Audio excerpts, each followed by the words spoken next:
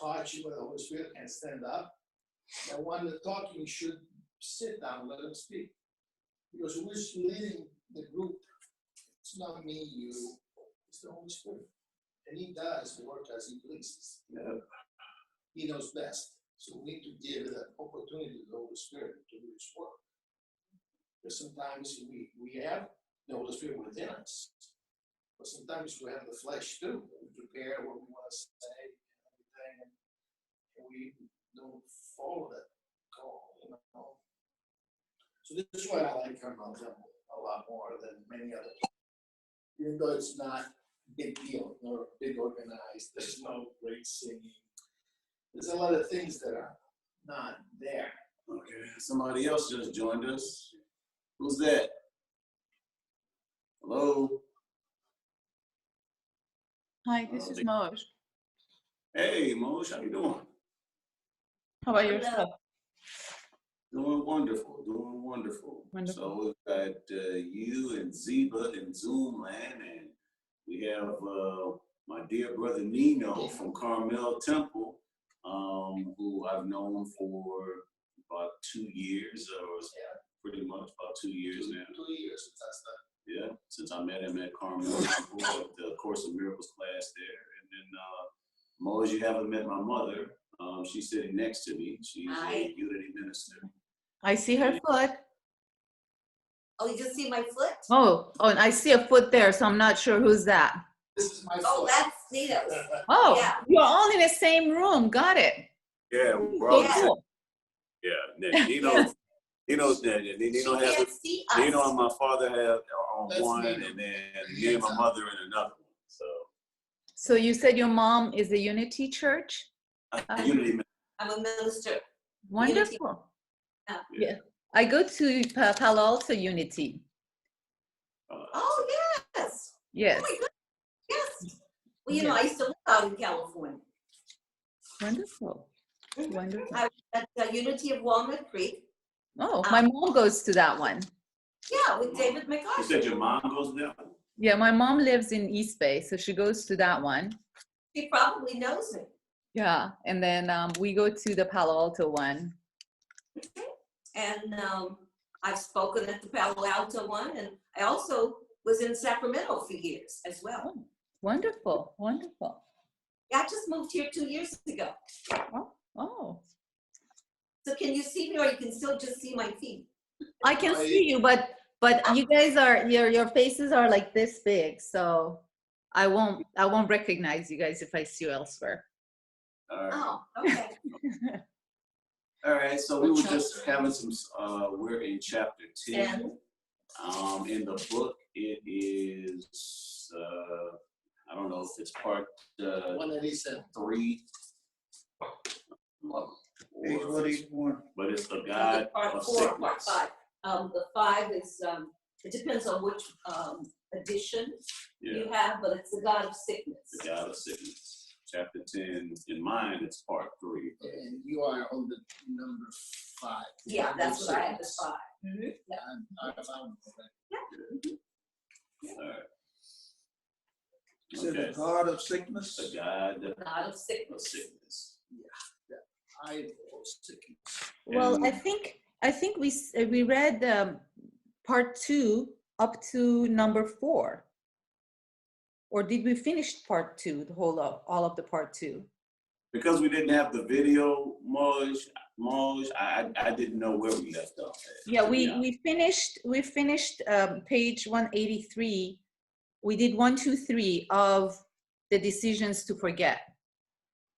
Okay, all right, and then then when someone had I think Claudia had stopped the video when we took a break, and no one started the video back up, so we didn't have the second half of the video.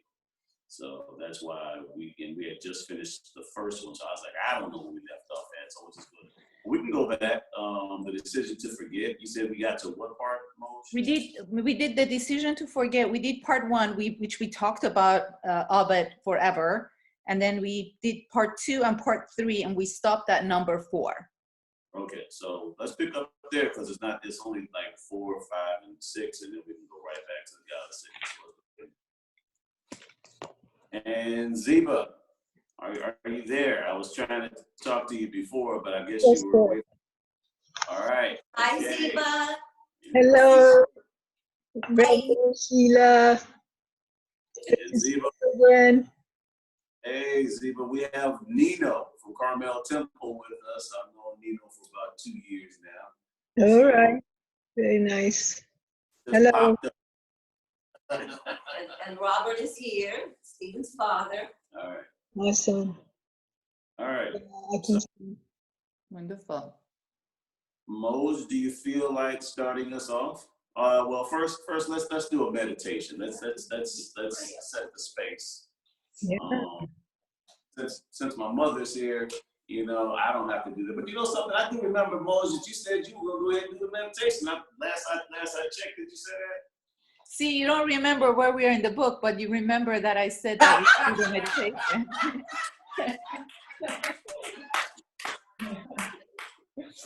Excellent. I only remember the good stuff, just the pertinent stuff.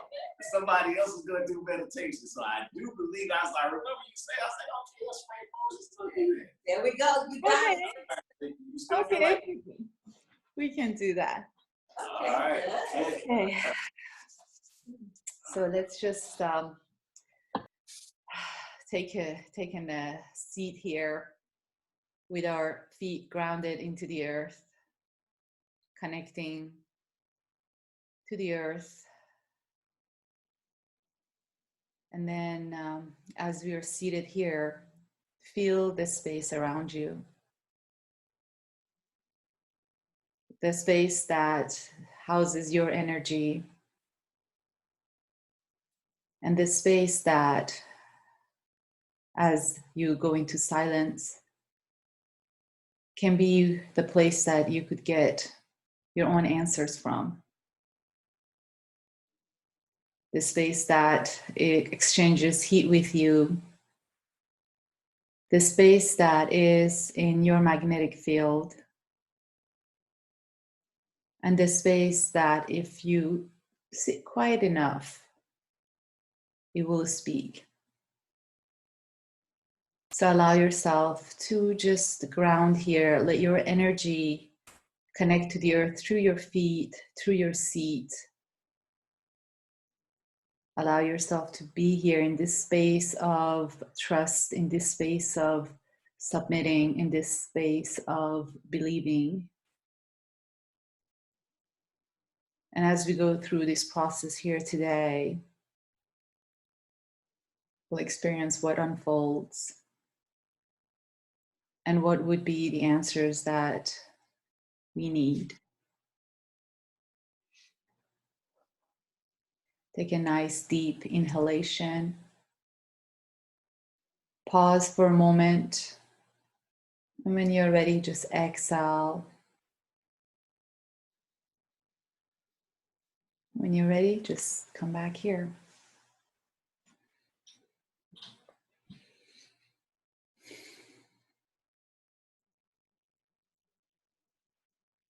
Thank you.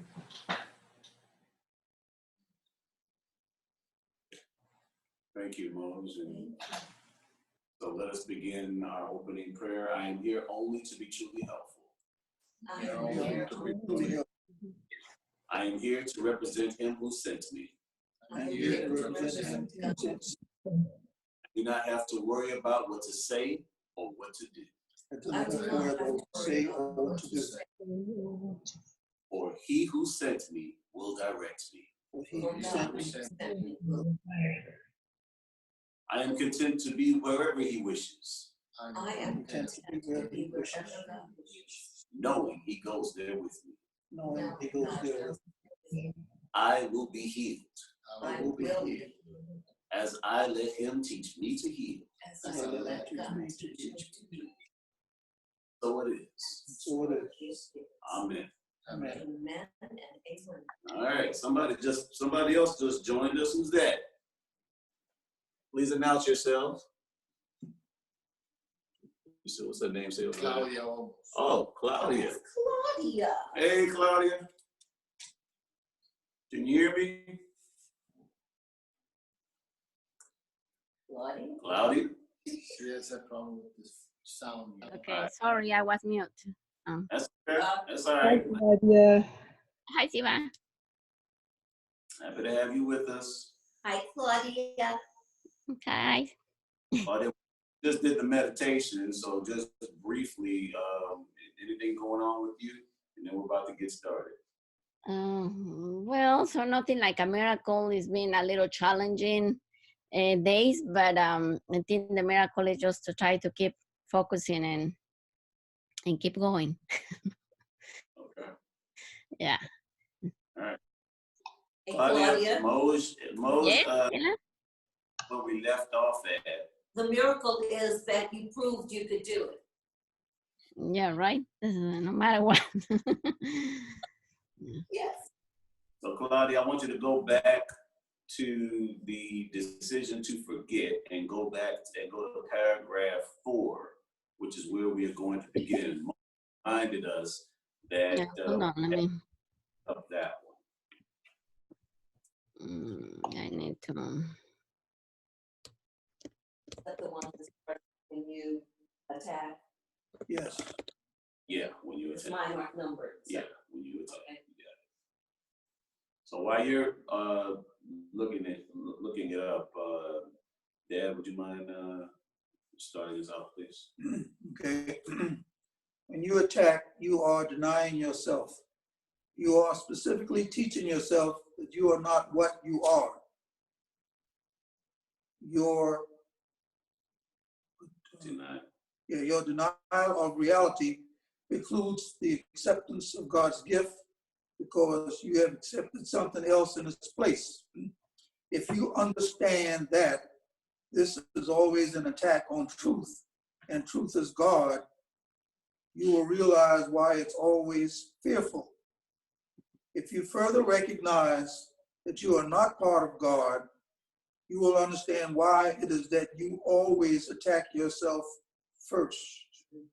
Mm. Well. All right. Any comments or interpretations of that one? I have heard people do that. They'll do something and they'll say, "Oh, I can't believe I'm so stupid," or that kind of thing. That's that self-attack. Yeah. And so I'll attack me before anybody else does. And that way I get to be the one attacked rather than attacked by someone other than me. Even that, it's not the positive thing that you attack yourself. Oh, no, but the Because thing is, they're resisting being attacked by someone else because in their mind, it's okay to attack yourself. That's where I was going with that. Yeah. And I'm not saying that's correct, but I'm saying that's the way some people will think about it. it's still an attack Oh, towards the divine. Yeah, but in their mind, they don't see it that way. If I attack me, then that way no one else will have a chance to attack me, and it's okay. Yeah, I mean, have you ever heard people start denigrating themselves? Definitely, especially when they're too focused on the life outside, and when they made a mistake, and they invested in the wrong place, and they lost their money. They attack themselves, and some of them even shoot themselves. Oh, they do that, don't they? So there's a different degree of attacks. But still is an attack from the divinity. It is. It is. Yeah. What do you think, Moj?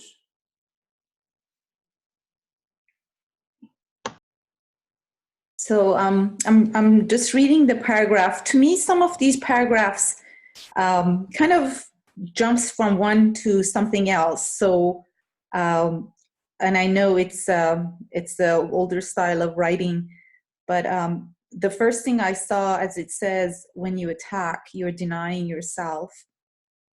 I think the first thing that came to me was since we're all one, since the essence of all of us is the same. If we are attacking either self or anybody else, we're basically denying the big I. So that was the very first thing that came to me. So if we're hurting anybody else, we are basically hurting ourselves. And it's like the humanity or the earth or anything alive on the earth is like the arm and the leg and the foot and the nose and the ears of the same person. You can't hurt the right hand without hurting the whole thing. And then it kind of goes to, if you understand that this is always an attack on truth. So again, because we are that light within ourselves, we are the truth, we are the God within us. And it's it just kind of goes back to that if you're attacking self or anybody else or even any other living existence, we are attacking the truth. And I'm kind of wondering why it's not having it as a capital T, since it says, and the truth is God. You will realize why it's always fearful, why it is always fearful. So I didn't get how it went to that. If you understand that this is always an attack on truth, and truth is God, you will realize why it is always fearful. I can answer that for you if you like. Why it's not capitalized is because it's referring to an individual's truth. So, whatever it is that you hold about yourself is your truth, and you will experience what you believe is your truth. So it doesn't matter if it's an illusion. It doesn't matter if it's real. It's real for you. So who am I to tell you or contradict anything that you say? It's your truth. And you are just as much as God, a part of God as I am. I'm not more God than you, you know? So who am I to tell you what your truth is, you know? And scientifically, it's called confirmation bias, number one. No one can tell you something that you believe. If there's something that you believe, your brain is gonna get its marching orders for whatever it is that you believe. So if you say, well, you know, I just can't do that. It's impossible to do this. Your brain is going to say, yes, sir, I got my marching orders. It's absolutely, we can't do it. And so that way your brain is not going to find any a solution whatsoever because you've already told your brain. So your brain is just basically like the slave that's going to continue to, it's your servant. It's going to continue to bring more of what you believe about yourself or what you just what you believe. And it's going to be your truth. It's called confirmation bias, and no one else has any type of authority or a right to tell you what your truth is, whether it's illusion or not. So that's why it's not capitalized, because capital truth is absolute. Capital truth transcends the circumstance. It transcends the illusion. Like for example, an absolute truth is God is with me, for all time, in all moments of time, whether it's the past, whether it's the present, whether it's the future. If it is true in all aspects, no matter where you go with it, then it's absolute. It's the same for the phrase "God is good" all the time. Exactly. So right, exactly. So if it's something that's true, no matter how you put it, no matter what circumstance you put it, no matter what time you put it, no matter what, if it stands the test of time, then it's a capital T. And if it's not good, it can't be God. Can't be real. Okay. It can't be real. It can't be real.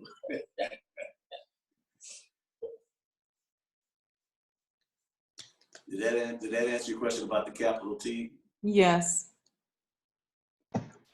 And I kind of read the sentence before, so it kind of clarified for me the why it is always fearful part.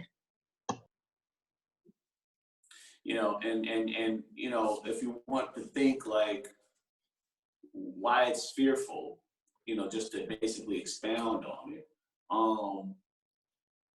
people, in order to have it so that their world and their beliefs are validated or valid, they attempt to project their understanding on other people. And that's a fearful response, okay? Because, it shouldn't matter what somebody else thinks, okay? And so, for example, to try to correct somebody, where you think that your point of view is the right point of view and their point of view is the wrong point of view, and you have to prove it to them that you're right, that comes from a fearful state. Yes. Yeah. So it says also, you will realize why it is always fearful, because in 2 sentences before, it kind of says that you denied the acceptance of God's gifts because you have accepted something else in its place. So the reason it is fearful, whatever it is that is in us that is fearful, that attacks, is because we forgot that we are the truth, or we are the part of God, or we are a gift of God. Yeah. Isn't that bad? Is it I think it bad? goes back to the forgetting thing, that we forget that we are a gift of God. We forget we have the light of God within us. And then when we forget that, we replace something else in its place. And that it's always fearful. And usually that it is ego. Mm-hmm. Yeah. And of course, ego stands for edging God out. So that would be fearful. Yeah. Yep. What is that, Steve? That's a bat. Oh, that? No, it's a leaf. Oh, it's a leaf. I don't know what that It's is. a bat. It was moving it Oh like my this. God. Excuse us, we're catching a bat. Oh, wow, cool.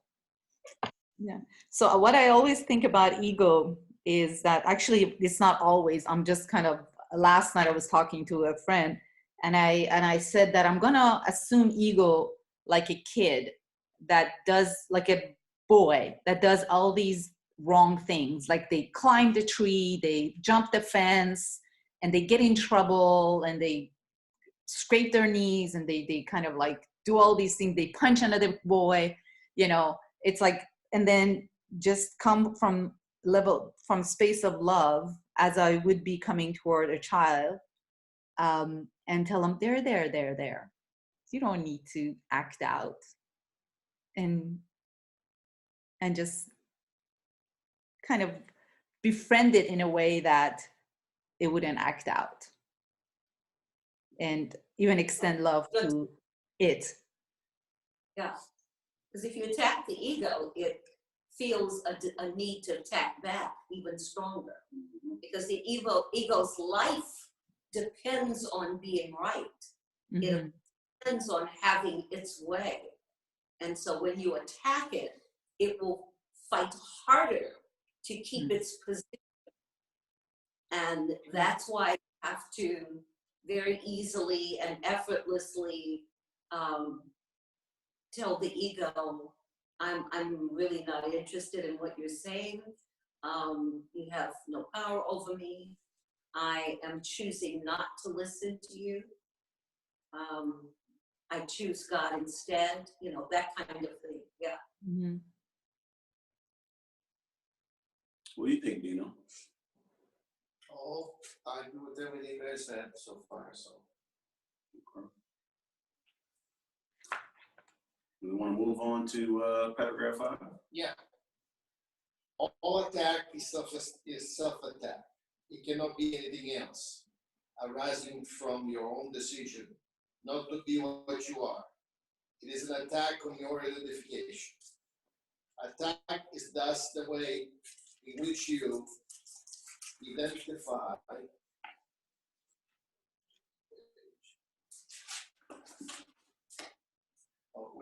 your identification is lost. Because when you attack, you must have forgotten what you are.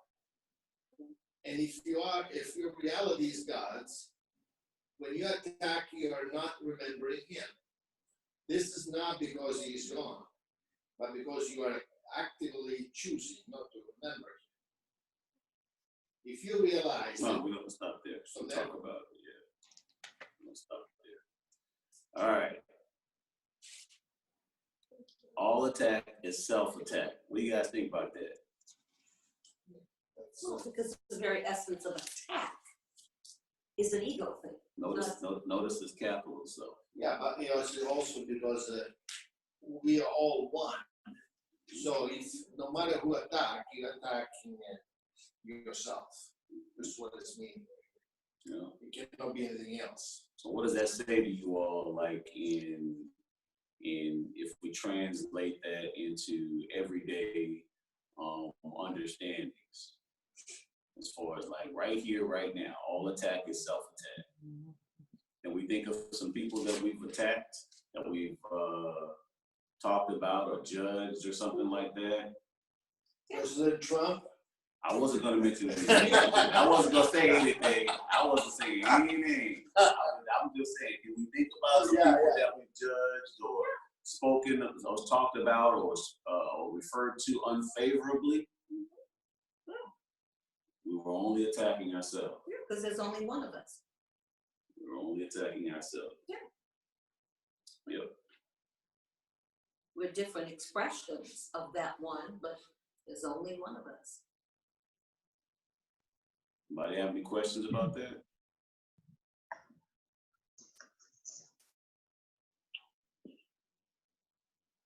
Ziva? Well,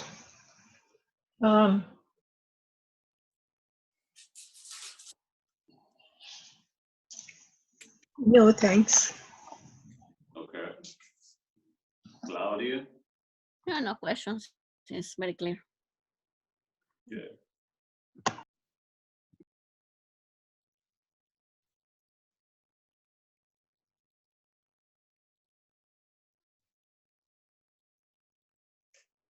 I'll be honest, I find myself from time to time slipping into evaluation statements and judgment and stuff like that every once in a while. I do. The thing about Course in Miracles, as I've said many times, is that it doesn't somehow absolve you from judging. You just catch it faster. It's like you catch yourself doing it, and just like, whoa, so it's like you realize what you're doing a lot sooner. I mean, there was a time when I didn't realize anything. I'd just be judging and talking about somebody till the cows came on. I had no idea I was talking about myself. No idea and now I realize that I am. Now I can actually perceive and perceive that me talking about this person, whoever it is, doesn't have to be president of the United States, whoever it is, there is a part of me in that story. There's a part of me in that judgment. There's a part of me. I'm only evaluating myself, So at one point I was ignorant and thinking that I was free to judge and it didn't have anything to do with me. I was talking about them. You know what I mean? And I'm free to do that kind of stuff. So I was in my victim stage of consciousness back then. It was like I was ignorant. And then as I began reading the Course in Miracles, it seemed at first when I was reading it to be upside down. So what do you mean I'm talking about myself? I'm talking about somebody else. We're talking about projections and stuff like, oh, it's not me, it's them. It's them. I clearly see it over there. And so the world just seemed like it was upside down at first. But over time, I began to realize that, or the book seemed like it was upside down, but then over time I began to realize it was really the world that was upside down. And I began to see that the viewpoint of the world was from an upside down perspective. And Course in Miracles was starting to make sense. It was starting to actually seem right side up, but I can tell you, at first it seemed like Course in Miracles was upside down to me. And over time, it began to seem like it was right side up. I don't know how else to describe that, but that's how it seemed to me over time, until it began to make perfect sense. I'm not gonna say A Course in Miracles makes 100% sense to me, because there's a lot of stuff in Course in Miracles. Okay, there's a lot. I mean, yeah, there's the basics. So I'm not gonna say it makes 100% sense to me, but I'll tell you what, it makes a lot of sense to me. That's what it does. Well, I would add to what you said, since we went through this separation, now it's much more normal, much more easier to judge people, to attack, because this is the reality we create and we are living in. Now it's more difficult to go back and realize we're one, because that I don't see it with my eyes. I have to believe with my heart, my soul, because I have to believe this. It makes sense to me. It gives me hope. It's part of that knowledge that we have instilled with our soul. And when we hear, we know it's true. We cannot explain, but we know it's true. So we want to live this truth, but still we have eyes, ears. When we hear, when we get attacked, we automatically respond. So it's difficult to live 100% into the spirit all the time, because we still have this separation that we have created, and we see it materialized, you know. So, like I said, don't get too hard on yourself, what I'm trying to say, because this is normal. 90% of the people in this world, I would think, this is the normal life every day. We were part of them too. We decided to come apart from that, become separated, living in the world but not of the world. And we realize this truth, and we want to follow this while we're here studying. And we improve all the time, like you already have. A lot. Thank you. What do you think, Dad?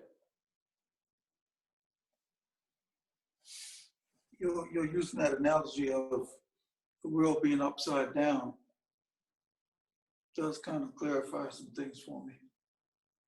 Because some of the stuff I'm reading is it's difficult for me to accept. Okay? But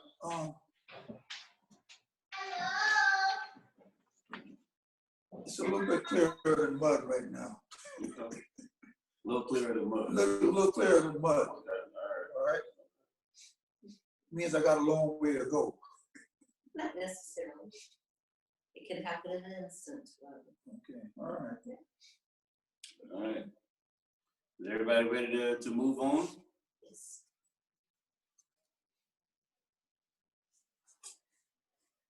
Zebo, you ready to move on? Yes. Zebo, okay, Zebo, would you mind reading paragraph 6? Okay. You realized the complete havoc.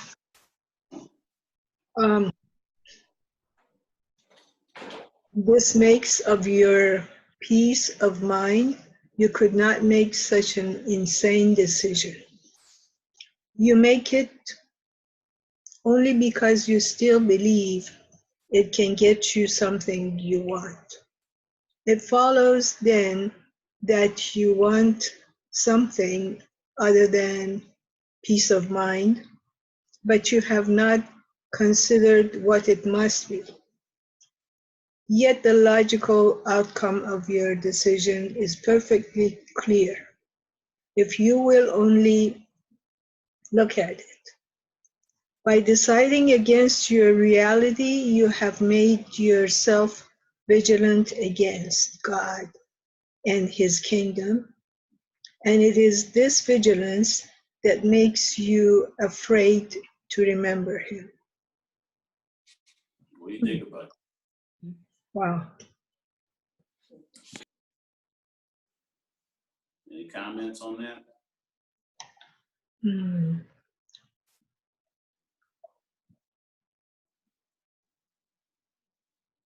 I'll let you all talk about it. You got a comment, Mom? Well, yeah, when it's talked about getting what you want, what you want is to be right. That's really what it's all about. That's what that deep desire among that ego is to be right. And so even though the idea of attacking another is really attacking yourself, but the original desire of the attacking is based on a desire we have to be right. And we'd rather be right than happy, and it's okay to be insane. But who's gonna be right? It's not the self, it's the ego. See, that's what I said, the ego. That's what I'm talking about. It's all of that's ego. Anything of that nature is ego. But understand, there are many people who would rather be ruled by the ego. So, you know, like he says here, I want to put the words in it. We are always vigilant for protecting our ego. Yes. And when somebody attacks our ego, we attack. So, and he says, you are vigilant against God. Yes. That's what he said here. Because we're vigilant to protect the ego, automatically we're vigilant against God. Absolutely. Absolutely. And it puts our perspective in a place where we don't identify ourselves with God. Number one, we don't identify when you're coming from the ego. You don't identify your brother as God. It's like you're not even identifying your brother as you, and so you're not even identifying your brother as God, and so you're not seeing God in your brother because you're not seeing God in yourself. You know, we're incapable of seeing things in other people that we can't see in ourselves. That's just all there is to it. You know, if you can see it in yourself, you can see it in somebody else. If you can see and feel and experience God in you, then you can see and feel and experience God in your brother or sister. It's all relative. It's completely relative. So it's the same thing that we were talking about earlier as far as, basically exercising compassion or taking it easy on yourself. If you can't give yourself a pass or something like that, then you're going to be critical of other people too. You know, as within, so without. You know, so really, a lot of things that I see in this book is basically saying, hey,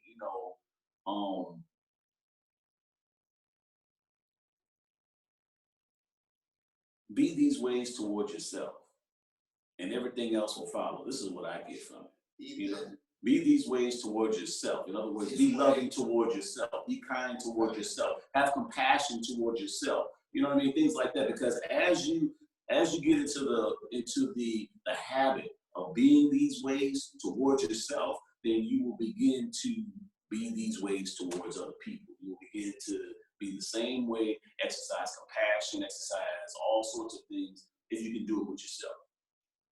If you can do it with yourself. And you know, that's one of the most difficult things that a lot of people have is exercising self-love. A lot of people just don't like themselves. You know, a lot of people, they don't like what they see in the mirror. A lot of people, they judge themselves and are critical of themselves because they don't see God in themselves. You know, they see a bunch of things that they categorize as flaws. They categorize them as flaws. And when we live in a society that idolize a certain type of physical presence, a certain type of skill and ability, and they pay millions of dollars for putting a ball into a basketball net, or when then you see all those people and in the magazine everywhere, you might feel a little compared to those stars. What do they call them? Stars now. You know, they raise up to the stars when they actually fall and everything.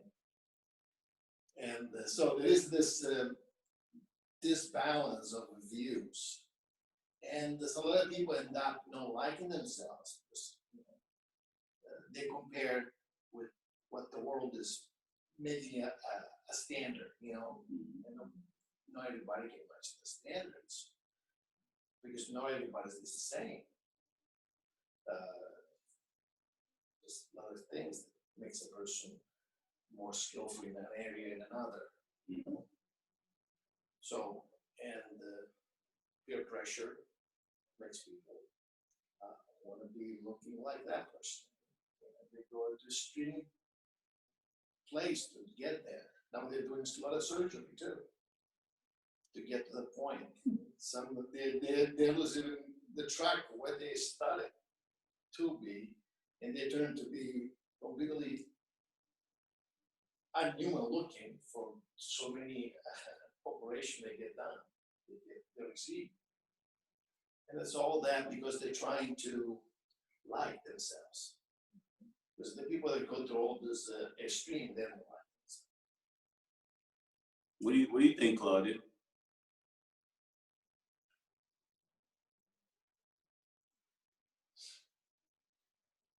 Claudia? I'm here. Just taking long to get unmute. Okay. What do you think? Well, I think, like, what I think, like, sometimes it's easy to say it, but I mean, we got caught up, like, on the middle of the illusion, like Sheila was saying, like, yeah, some people, likes to be on the ego. So I think that I still had these moments where I still catch myself finding all the arguments to be right, but I can, I decide to don't say anything, but yeah, I had to be like vigilant and quiet that. Yeah, because the ego is gonna give you all kind of, arguments to keep fighting somehow. I was just reflecting on that. Okay. Can I share something really Of course you can, Mother. interesting? When I was coming up as a little girl, I really thought and felt that I was beautiful. And I went out into my life in the world, in elementary school and so forth, feeling that way. Because that's what I was always told by my mother, my grandmother, and so forth. And so I believed that because these are the people I looked up to. So I went out into the world that way. And after a while, and years of people saying that I was conceited, egotistical, and all of those kinds of things, I started deciding that there was something wrong with me because I thought I was beautiful. And so I began to look for flaws in me so that I could be liked by other people, because then I didn't feel that I was beautiful or perfect or whatever. And it was many years later, after I got into New Thought and so forth, that I began to realize that my foundation was accurate, that I am beautiful. It has nothing to do with the physical, but I am beautiful. And I started out with that and let people teach me to think differently. And then I had to learn it all over again. Isn't that amazing? And that does happen to some people. I think that happened to everyone, Sheila. I think that happened to everyone somehow, because as babies, so you're innocent, so we start like getting all these ideas from people, like adopting this stuff, and you can have some good influences, but in the environment you're gonna see some that is not good, through social media and through the school, like entering school is kind of a challenge. There's the bully time or whatever, there is going to be somebody that doesn't like you. So I think that we all have that kind of, somehow, in some level, we all have that kind of a trip, this going there and then kind of realize that that's not the truth, but after and layers, of things that we decide to believe, as you say. Yeah. That was such a great example, because it is just in the first sentence that if we realize the havoc that this makes of our peace and a peace of mind, and we could not make such insane decision to believe. But at the same time, I would think that, because the title here says the decision to forget, in reality, as I'm practicing, I find that I have the peace of mind instead of deciding to forget. Decision of to forget is I choose to remember. So I don't tell myself, oh, did you decide to forget? It's more like I choose to remember. I choose to remember. And then I find myself in situations that the havoc is there, is showing up, is approaching. And I take a moment and I say, I choose to remember. I choose to remember. And that choice is what helps me to even, because sometimes, when I read these paragraphs, then I'm trying to kind of bring it into real life, like how that translates into real life. And I would see that when I believe that some other person can dictate my happiness, when, as you said, some other person can tell me I'm beautiful or not, some other person can create my happiness or not, or I expect somebody else to create my happiness, that's when I forget. That is when I forget that I am it. I am the good it. I am. I am. So for me is to remind myself, and then the next thing I do, it's something is in that alignment. I do the next thing I do, and then there's no way for me to shift anybody else in the world by complaining about them, by pointing fingers at them, by even going on rallies and doing this and do that. However, by me be able to choose to remember, and by me go in that alignment and behave in that fashion, I can see, like my kid just walked in, I can see in my kids how they mirror that. And that's like, check. It's like my way of knowing that when I am in alignment, I see my kids are in alignment. And that's tells me that what I can do is take care of this. That's and then that's even questionable. That's even like, it's pendulum, like sometimes goes this way, sometimes goes that way. But for me to hang it more on the I am side rather than the, the blamer and the, getting into the forgetting part, or getting into attacking, or so on and so forth. Is, as a human, I think we just swing back and forth, but for us to have it more hanging out on the I am side, and again, the privilege of, I think, having children is that you can see yourself in how they behave. Correct, Mitra? She's nodding. Come say hello, Mama. Yeah, come say hello. Yeah. What's your name? Mitra. Hi, Mitra. Mitra. Yes. How do you spell? M-I-T-H-A? Mitra. Yeah. Means angel of love and friendship. Oh, I love it. Oh, Yes. wonderful. All right. Well, we're going to go ahead and take a break for about 8 minutes, restroom break, water break, whatever kind of break you want to take, and we'll be right back. All right.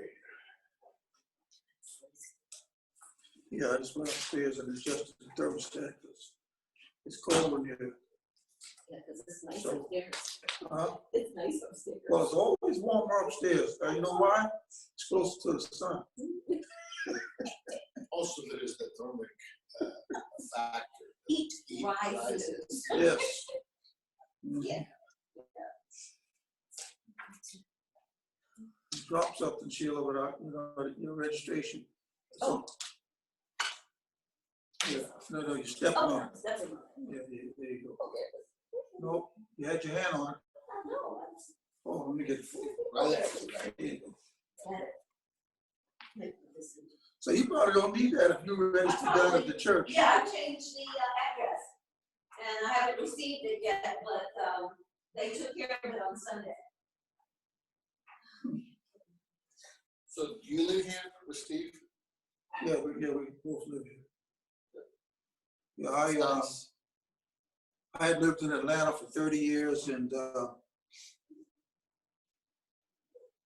I mentioned to Steve that I was going to be getting a divorce.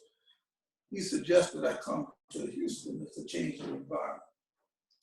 And for the most part, it's been positive, but I still miss Atlanta. I got more friends in Atlanta than I have here. Yeah, I'm And sure. I have a brother that's there. But, Atlanta is a very vibrant city too. I'm adjusting. I didn't really know my grandsons. I have two of them right here. So I've been able to establish a relationship with them somewhat. Steve and I kind of grown rather distant. We more or less mended our differences, Well, I mean, I'm living with them, so I gotta learn how to get along with them.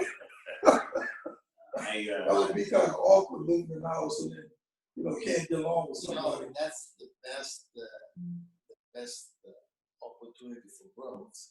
You're able to. have Stephen? friction. Yes. Sorry to interrupt. I'm just gonna say goodnight.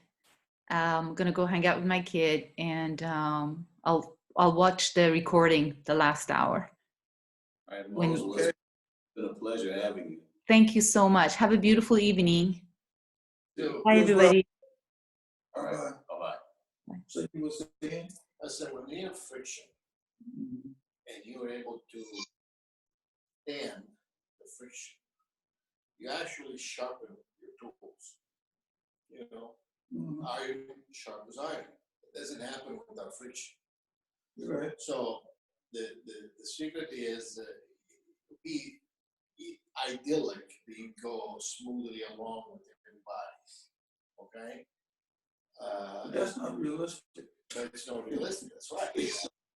It precludes that either you are perfect or everybody else is along with you. Yeah.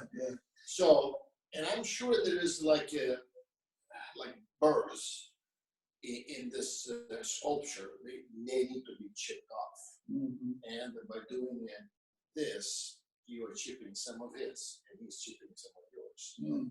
And you might not realize it at the moment, but then when time passes by, you will see that maybe some things he said you take it, you learn about it, or he helped you, and he's going to do the same. Mhm. The secret is not to let it go over the head and have too much that destroys a relationship. You know what I'm saying? Be able to speak the truth, and then I get as agreeing for disagreeing. Still you can keep the relationship going. And we do the same with my dad. When I go see my dad, sometimes he gets really mad, and then he says, I'm sorry, Mhm. because this is more important, our relationship, than being right. So we have debates, and then we have, don't worry about it. I understand that everybody has his own mind, and he has his own baggage. So what does your dad do now? I take he's retired. So does he have any hobbies or activities that he enjoys now? He goes to church, and he does a lot of math. Oh yeah? Yeah, he likes to do by hand, like all problems, square roots and this and division, and he does that all the time. Try to Keep his his mind sharp. Yeah, he does that, and he likes to walk to the grocery store and buy stuff and expect, he doesn't have a car anymore. With the eyes, vision, they don't give it the license. Then in the evening, he likes to watch this TV show, and then they come up with those Jack Judy type of thing. Oh, yeah, Then they have people arguing and they tell all the stories, the divorce, and some of those stories that you cannot believe, this is sort of a different era. And he's amazed, but he watches all 2 hours of that every day. And this is what he does. Then he eats lunch and he sleeps 2 hours. Now, sometimes even more. All right. Every day. Get up, stay 3, 4 hours up, eat dinner, and go back to sleep. Definitely have to charge your batteries more. I'm 78 and I don't have the energy I did in my 30s and 40s. I know it. I'm in fairly good health, but just don't have it. The battery runs down. Well, it would be helpful to take a nap in the afternoon. Oh, yeah. I read and listen to many different. Yep, we are ready to start. In one channel, Who just joined us? an individual called Seth Hold on a second. says that it's beneficial for the body not to have long sleep times, to break the sleep times in multiple periods. Oh, yeah. Like 5 hours at night, and then in the afternoon, when you feel it, it can happen. Okay, that makes sense. That's what he says. All right. Okay, we are ready. All right. Let us see. Claudia, are you there? Yeah, kick us off, kick us out. It kicked you out? Yeah, and it doesn't look like it's recording anymore. It's still just by. Stop recording again? Yeah. All right, I'll set it up again. What does this say? Kick us out. So I think that much had the same. Well, it is recording. I'm looking at it. Yeah, it's recording. We're good. Okay. Yeah. Mm-hmm. Yeah. All right, but keep an eye on it. Thank you, Claudia. Would you mind?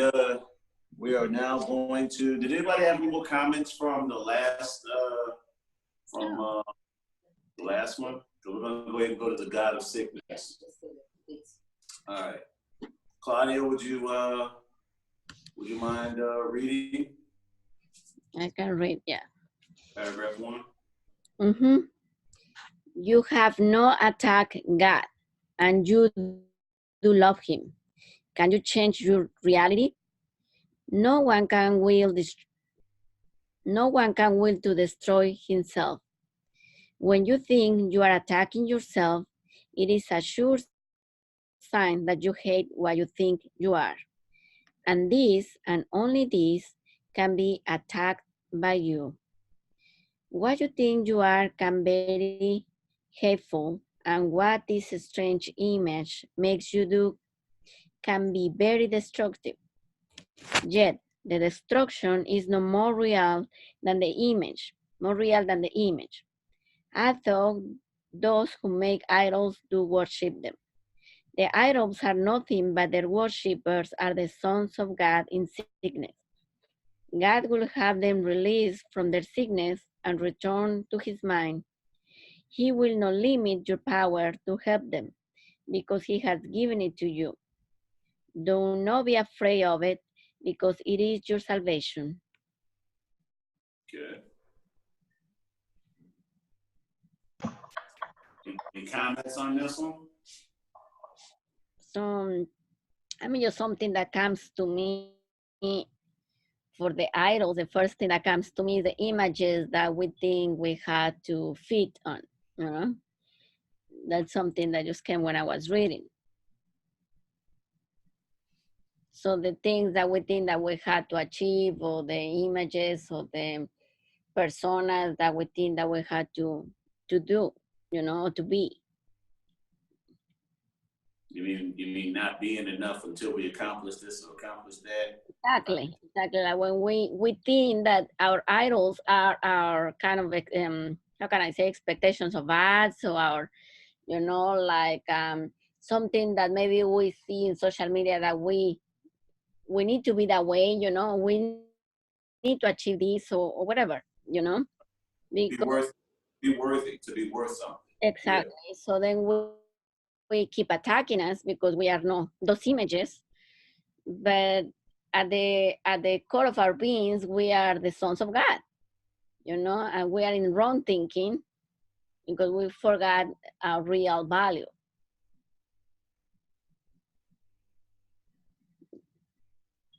Okay. Mm-hmm. Oh. And isn't it interesting that we to attack ourselves by advertisement?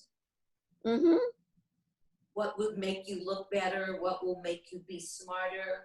Mm-hmm. What will like you more?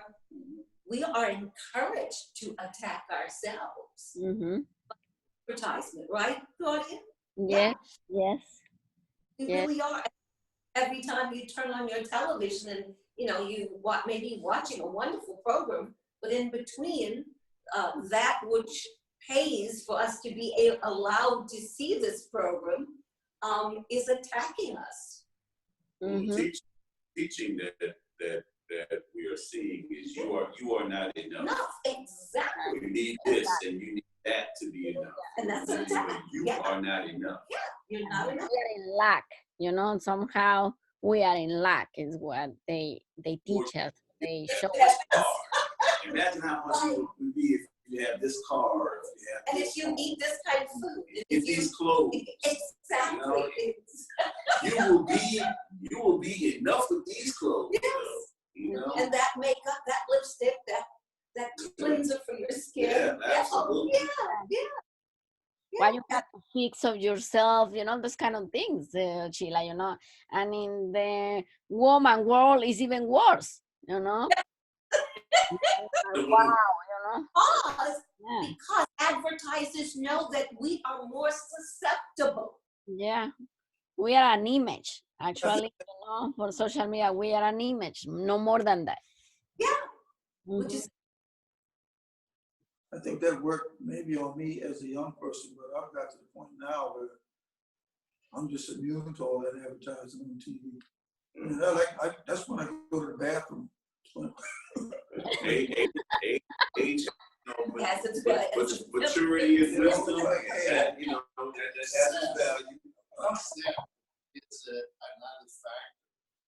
You're immune with your conscious mind, but if you have a subconscious mind that might get affected.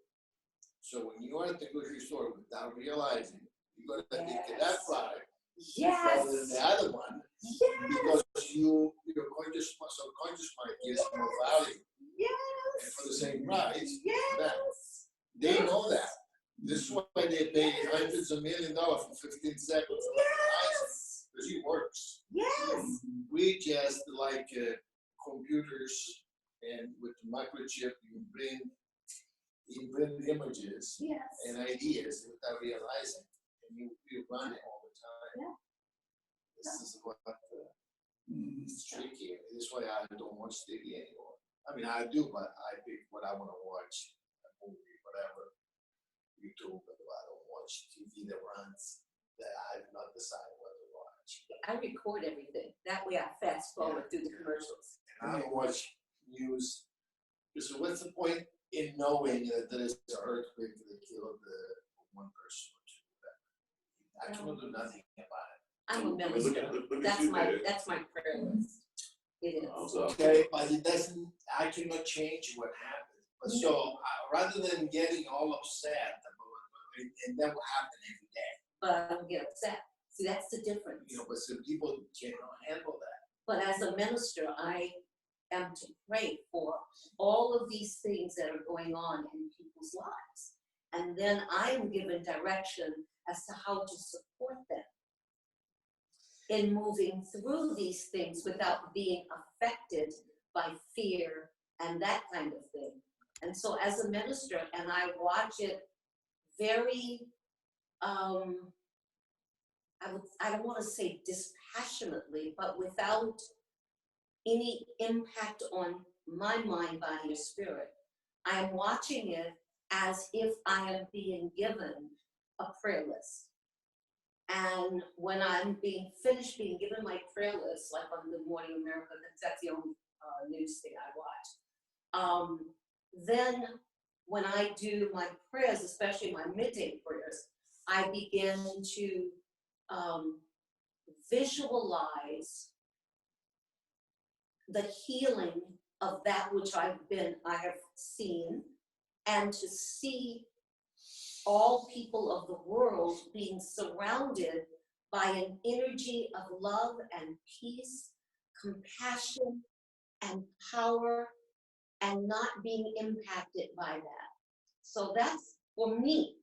I'm not saying for anybody else. For me, it's my prayer list. And when I learned that years ago, I was able to watch the news dispassionately.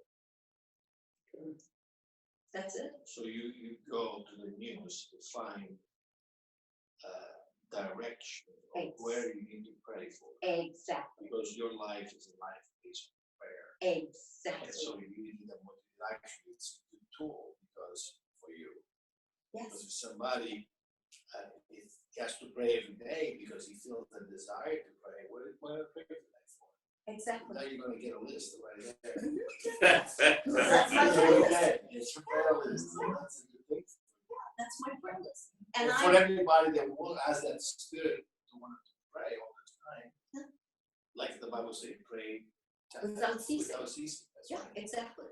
That's And a good thing. it doesn't, the news doesn't affect me.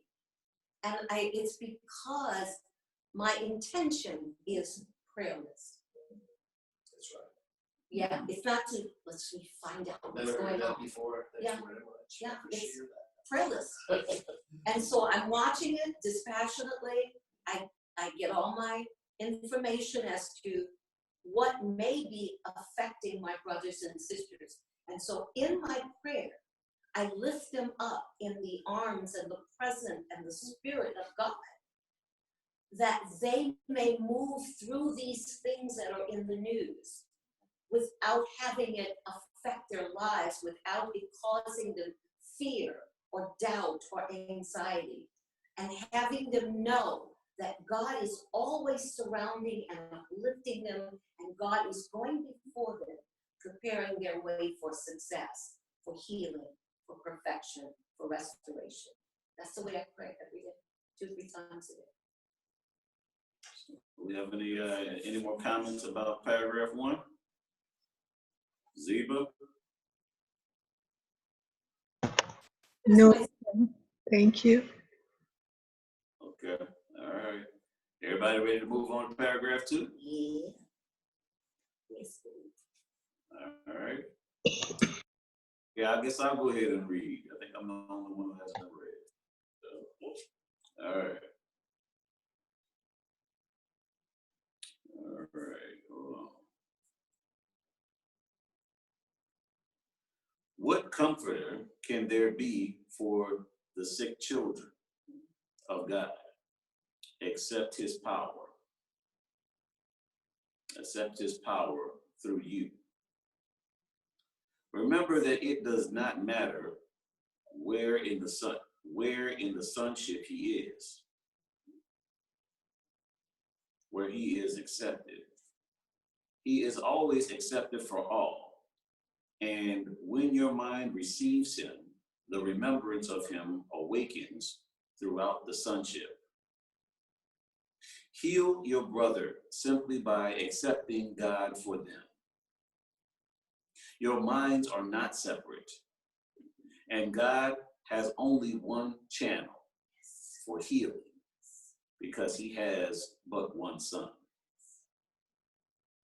God's remaining communication link, or God's remaining communication link with all his children, joins them together and them to him. To be aware of this is to heal them, because it is the awareness that no one is separate. And so no one is sick. Ooh. Yeah, that's it.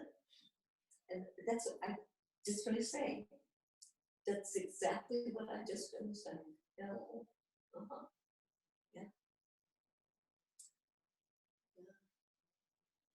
So even in that we think we're attacking ourselves, attacking others, even in that is an illusion.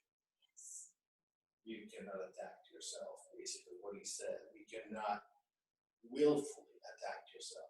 You are in this delusional state, so you attack yourself by attacking your body or your brother is the same thing. Even that state, he said, it's not a willful state because you are not into the real. You are in the illusion. Yeah. You're experiencing what it would be like to be absent from God, which is impossible. You're actually calling upon yourself an experience of what it would like to be absent from God. And that's impossible. So yes, you're clearly in a delusional state at that point. Yeah. And these are just your emotions creating this feeling of what it will be like. Yeah, we go back to the beginning of the book. Mm-hmm. Nothing real can be threatened. Nothing unreal exists. Yeah. Beautiful. Anybody have any other comments about paragraph 2? I would like to underscore number 3. He's always accepted for all, and when your mind receives him, the remembrance of him awakens throughout the sonship. And also number 4, heal your brothers simply by accepting God for them. Wow, this is really big. Yes. Yes. And that's what you do when you pray. You are accepting God for your brother. That's what prayer really is about. That's right. How do you practically, just want to hear from people, how do you practically accept God for someone else, for your brother or sister? Well, when you accept God for yourself, because we're all one, you have already accepted it for all. Accepted God for all. Yes. Okay. You're right. That's definitely one way. That's definitely one way. What if you see somebody who's having a bad day? Somebody that's having a bad day and they're demonstrating something for you. Yeah. You know, what about your reaction always, my reaction shows whether I accept God for them or not. exactly? Love them anyway. Regardless. One thing that works for me, Zeba, is to recognize that is not who they are. Okay, so I'm not trying to make up in my mind. It's just basically affirming to myself that is not who they are. Exactly. And you know, one of the things that I do, and I've shared this with many people, is I know nothing. I'm sorry. Say it One of again. the things that I say that I've shared with people is that I know nothing. I know that. No, I only know what seems to be. I only know what my eyes are telling me and what my ears are telling me, but that doesn't necessarily mean that's the truth. Christ in you that knows all. You know, so me saying I know nothing is causing me to question everything. I'm questioning it. So just because I see something and it walks like a duck, and it talks like a duck, it quacks like a duck, I don't necessarily assume that it's a duck, because I realize that, I really don't know anything. Right.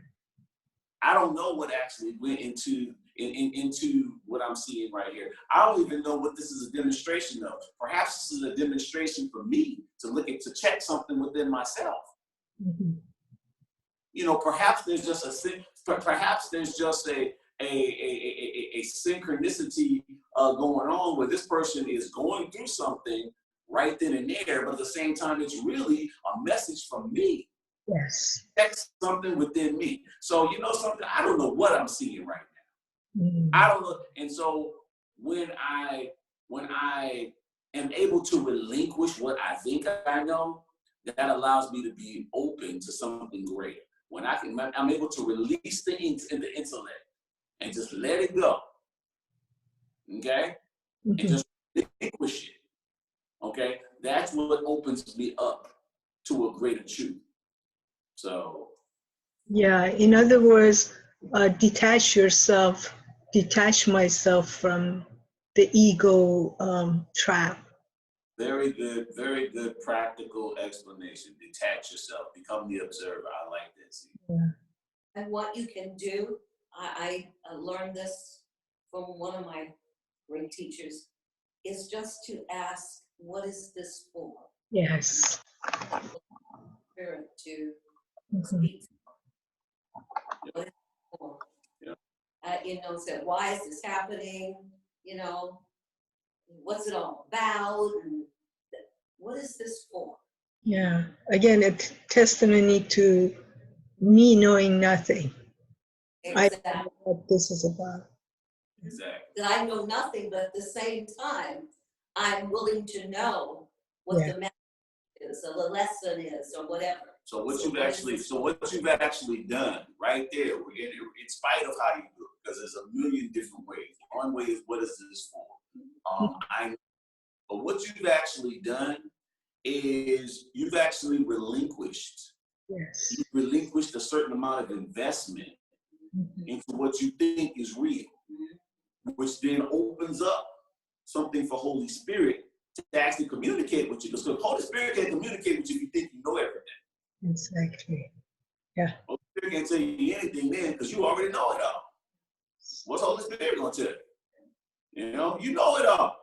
So Holy Spirit says, I'm just going to get out the way. You know what I mean? You already know it all. I'm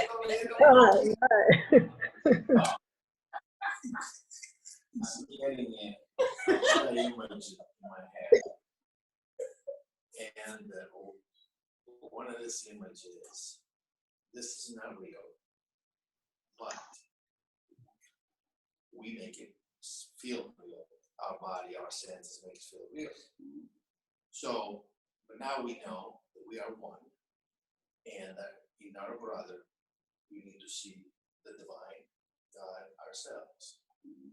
So, our brother doesn't act well, though, all the time towards us. And we start getting all upset. We don't want to continue the relationship with our brother because it's offensive, whatever. But imagine now you want to enjoy a game. And at the beginning of the game, it's okay, you're going to play this car racing game, whatever. Which level you pick? You want to do the easy level or the hard level? And the harder the level, the more skills are required, the more challenge it's going to be, the more fun it's going to end up being. Like rock climbing or whatever. You go on one of those rides, the highest, the most scary. People stand in line for those. Just what if this is like that? So actually, we should embrace the brother that is abrasive. Because that is an opportunity for us to learn more, an opportunity to expand more, rather than saying, oh, I'm not going to talk to that because it's offensive, whatever. You should be able to overcome that because God lives in that person also. And you need to pray for it, and you need to forgive it. That's the forgiveness. So once you forgive, you can approach him again. But if you hold it, what he offended you with, you won't be able to. So forgiveness, you've been the champion to that, I've been saying all the time, is key.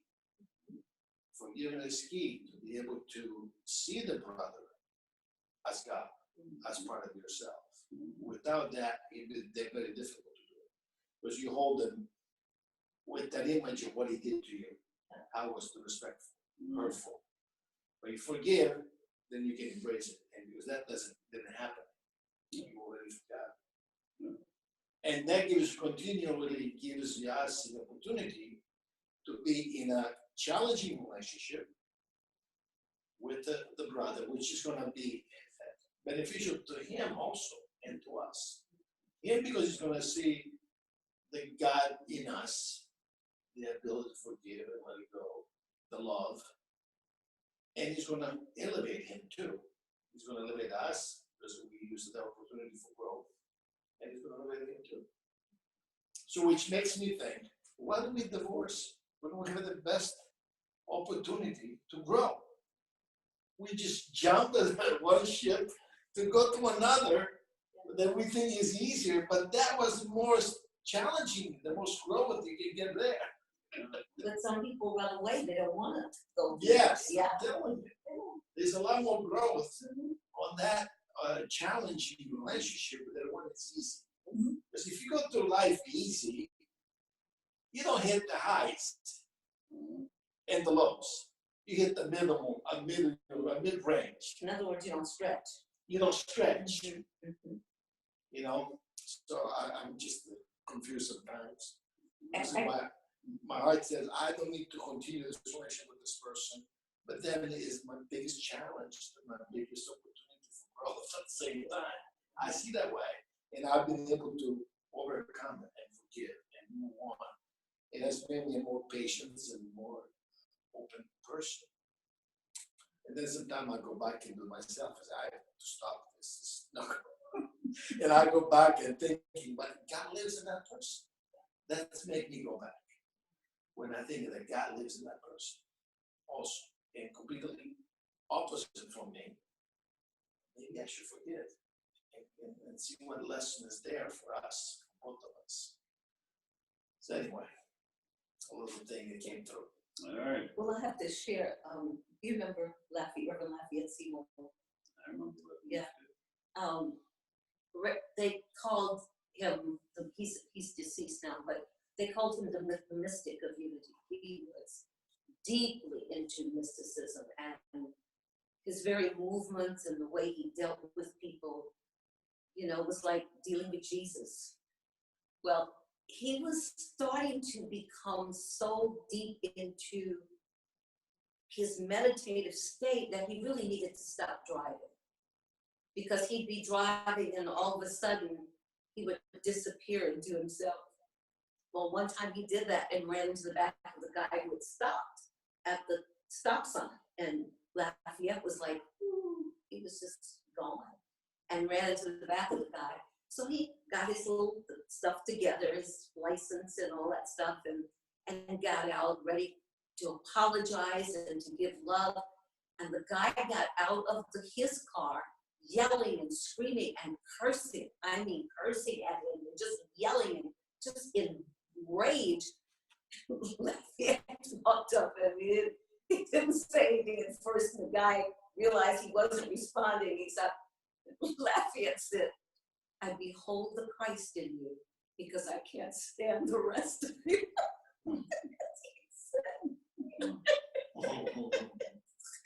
This is what he said to the guy he just hit.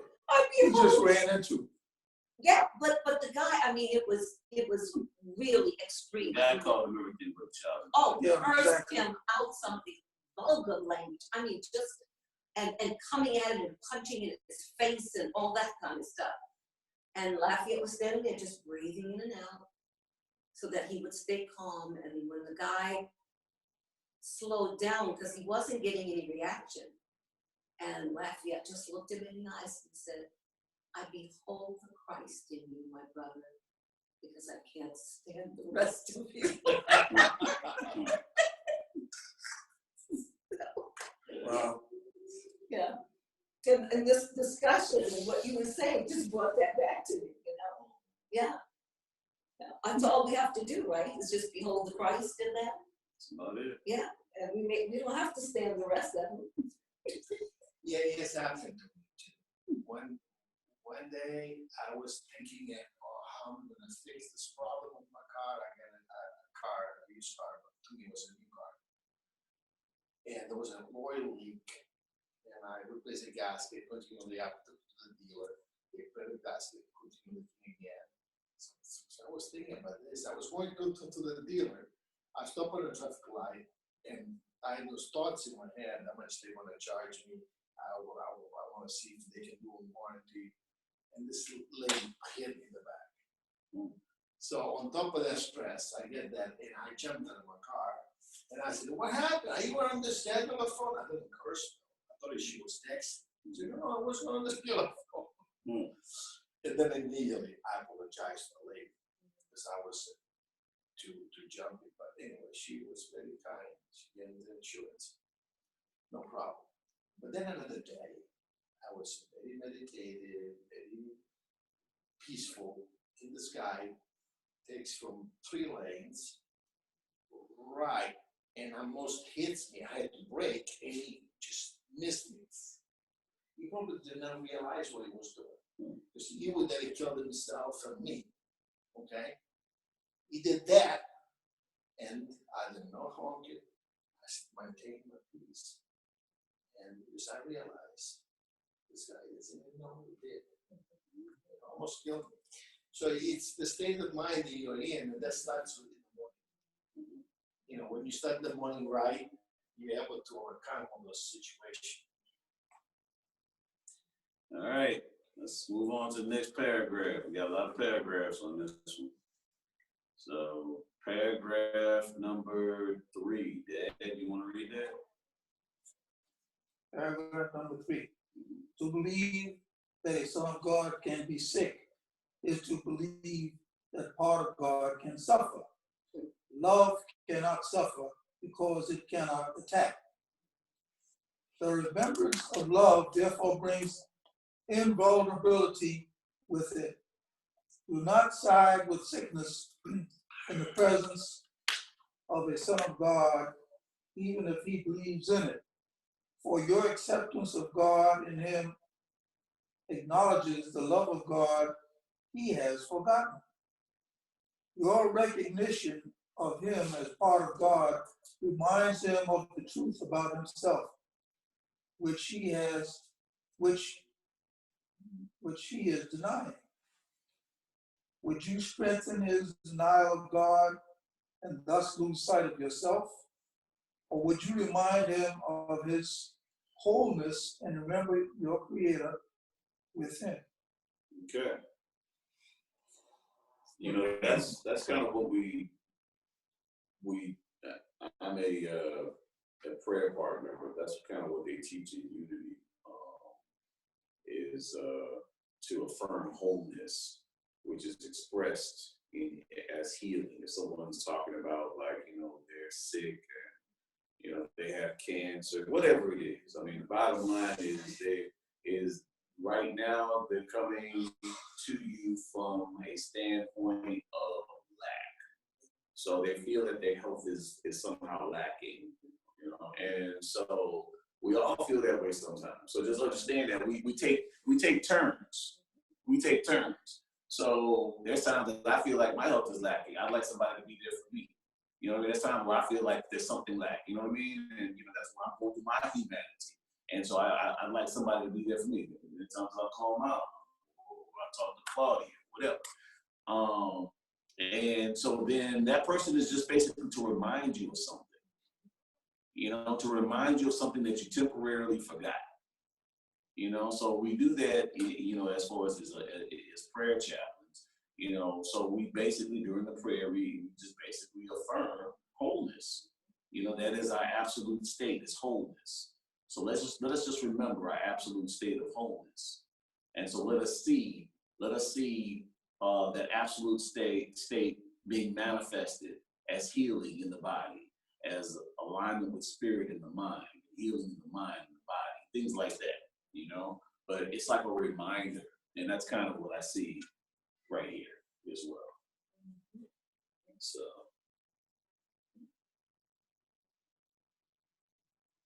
Yes, we hold that for each other when someone can't hold it for themselves. Exactly. Yeah. And I mean, it happens to everybody. Everybody. Nobody is immune to it. You know, my mom will call me when she's going through her thing.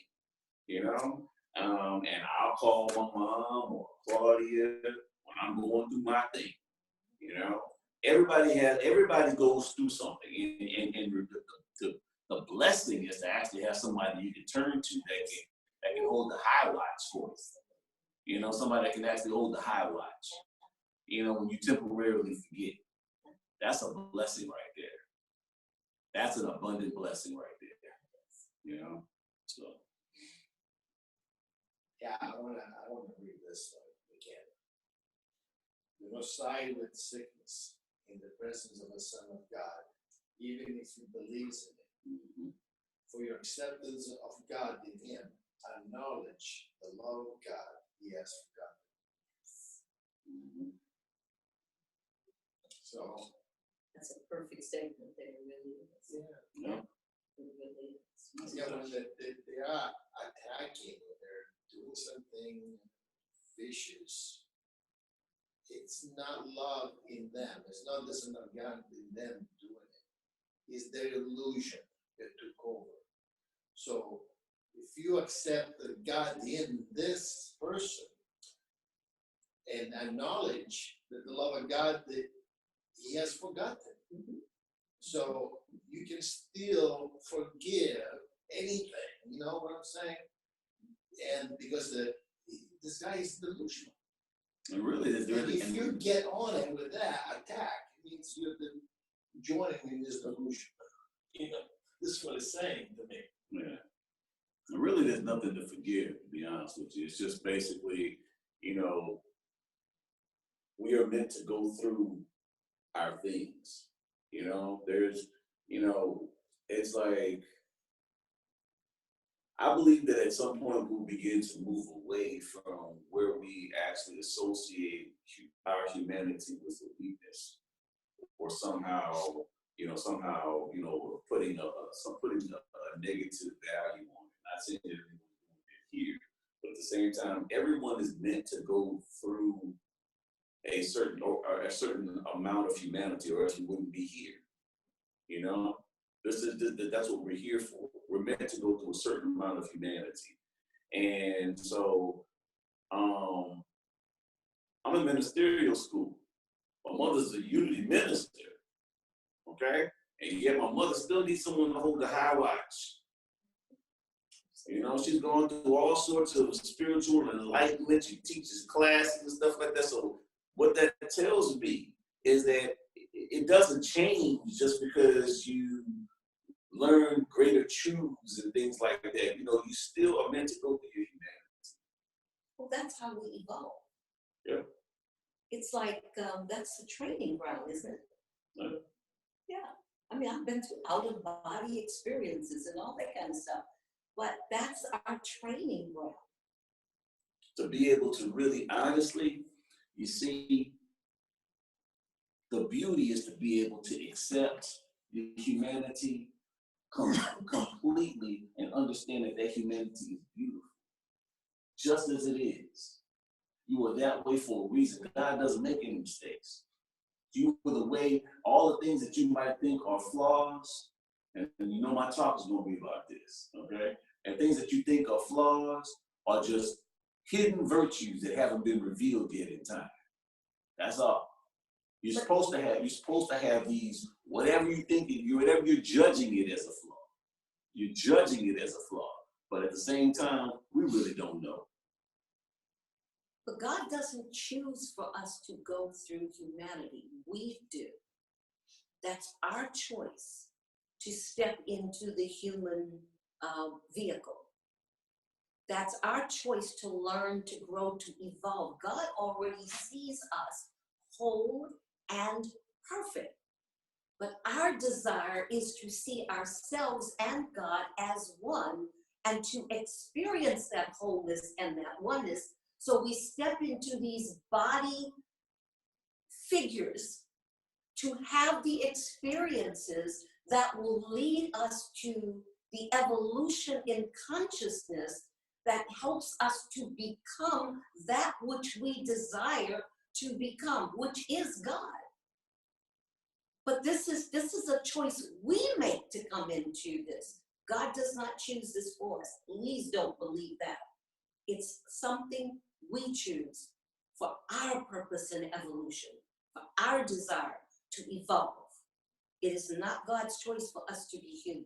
Trust me. Well, that doesn't say. Well, that's what it sounds like. I'm sorry. No, that's not what I'm saying. What I'm saying is when we talk about our quote unquote flaws. I'm not going to get into any specifics on any flaws or what someone has already judged to be a flaw. When we talk about what our quote unquote flaws are, you know, everybody here can, you know, look at something that they at one point thought was a flaw. My point with that was that what I, for example, using the rebelliousness that I once thought was a flaw is what actually led me to writing that research paper on social construction, you know?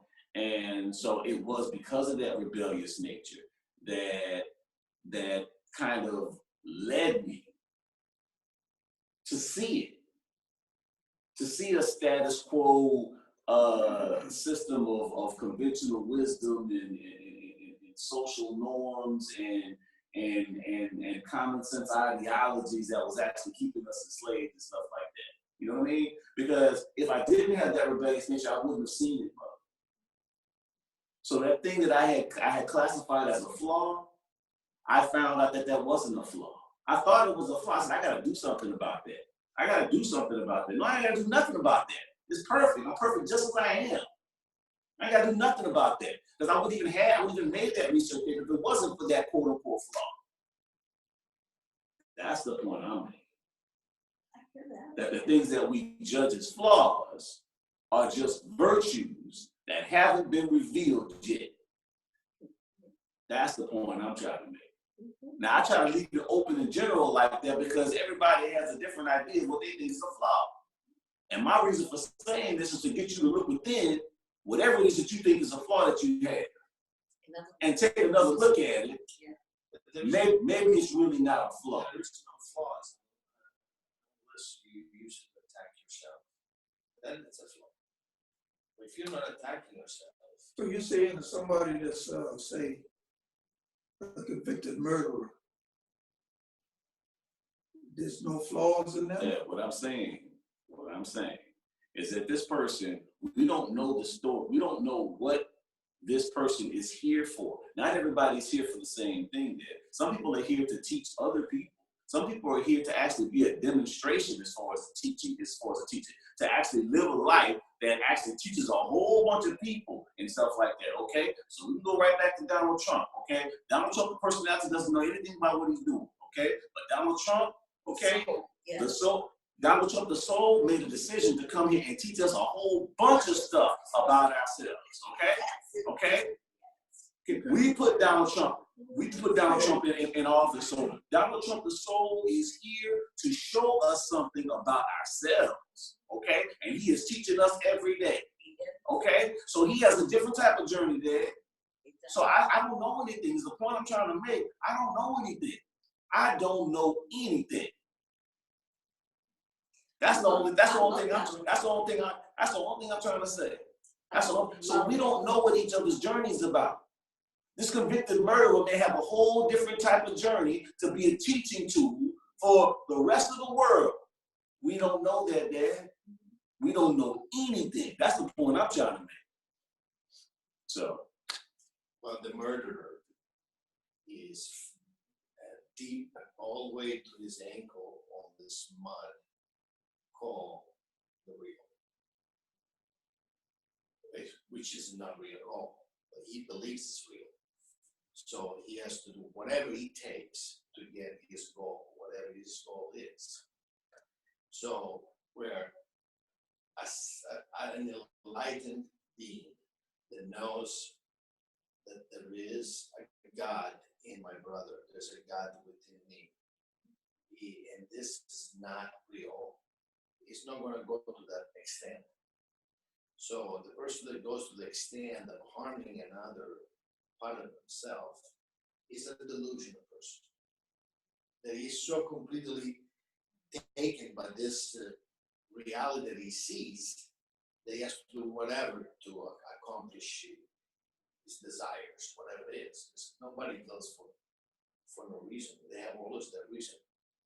You Read know, Little Soul and the Sun. and and I'm gonna say just one thing, so because we got a lot of paragraphs, and we're running out of time. But what I'm gonna say is that about that is we don't want to analyze the illusion. You know what I mean? We don't want to like look at the illusion. We don't whatever illusion somebody is. We don't want to analyze or even psychoanalyze the illusion. We want to look past the illusion. So I'm just saying I'm opening up my mind to, you know, the fact that there was a time where I thought I could actually look at someone and think that I, could understand or, look at things from a standpoint of Course in Miracles and things like that. And, think that this person is thinking erroneous thoughts and things like that. I don't know anything. Or I don't, and I'm okay not knowing anything, because I'm actually free. I'm free not knowing anything. So, because without knowing anything, I don't have any judgment. I'm not even looking at this person as anything other than, this is a demonstration. I'm just looking at it with a question mark, and with that question mark, because I don't have an investment in what I think I know about all this and this, is that's basically opening me up to something else that I wouldn't have been able to see if I didn't have that question. That's the only thing I'm trying to say. So it's not on me to evaluate anybody. I got enough to deal with my own healing. Yeah, but I was trying to answer your father's question because a murder is actually not doing anything. See, because this is not real. So if we go to this book 100%, this conversation that we're having seems real, but it's not even happening. This is an illusion. We are sitting in our throne in heaven at the right hand of God, as it is right now. This is our projection of this avatar, you, me, and we're having all this reality that seems real to us, but it's an illusion. So nobody can attack himself. He says before we just read it, nobody can attack. So there is that illusion that you attack yourself or your brother, and you creating havoc or whatever. Hitler killed 6 million, Attila the Hun, whatever.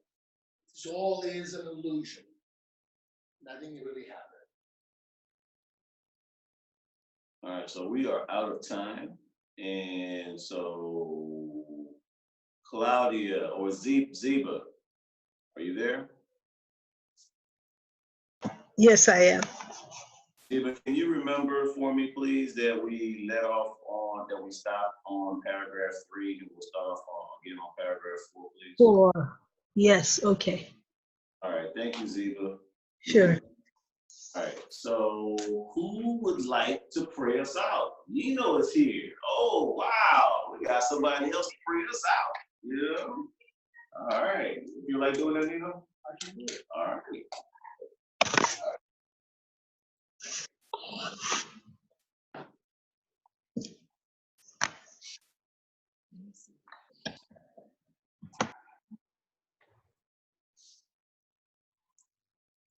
Heavenly Father, Creator, we love Thee.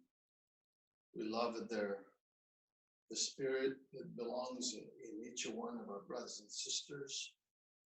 We help everyone on high. We forgive each other. And we grow in grace and love every day. Thank you for illuminating us, to bringing us together to study the word of the Spirit, and give us more comprehension, patience, love, and forgiveness. In the name of your Son. we pray. Amen. Amen. Night, Ziba, night, Claudia. Good night, Thank you. Bye, guys. good night, everyone. Zeba, I will see you at church this Sunday. I haven't been there past couple of Sundays, but I will be there this time. So are you gonna be there? So good to see you. Okay, yeah, All right, cool. So I get to see you. yeah. All right, I'll see y'all later. Claudia, I'll give you a call later. Okay, bye-bye. All right. Bye, everyone. Boss, We have there's so lots many, of stuff. We have so many groups and things like that.